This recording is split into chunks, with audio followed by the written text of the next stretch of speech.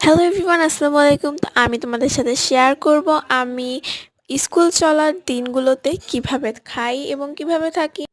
তো ফার্স্টেই কিন্তু আমি রাতেরটাই দেখে নিচ্ছি। রাতে পড়াশোনা করে এখন এক গ্লাস দুধ খাওয়াই আমার মেইন কাজ।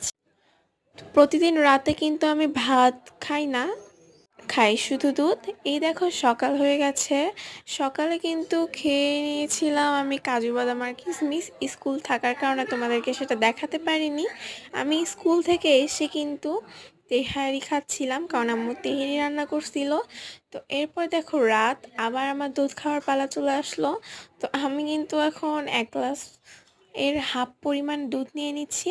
আর আমার আম্মু তো বাসায় সবসময়ই হরলিক্সের দোকান দিয়ে রাখে, তো আমার কিন্তু একটা হরলিক্স দিয়ে হয় না, আমি দুটোই নিয়ে নিই। তো এরপর কিন্তু আমি এটা বানিয়ে নিলাম। এরপর আমার ব্যাগ গোছানোর পালা আর চুলে বেনি করার পালা।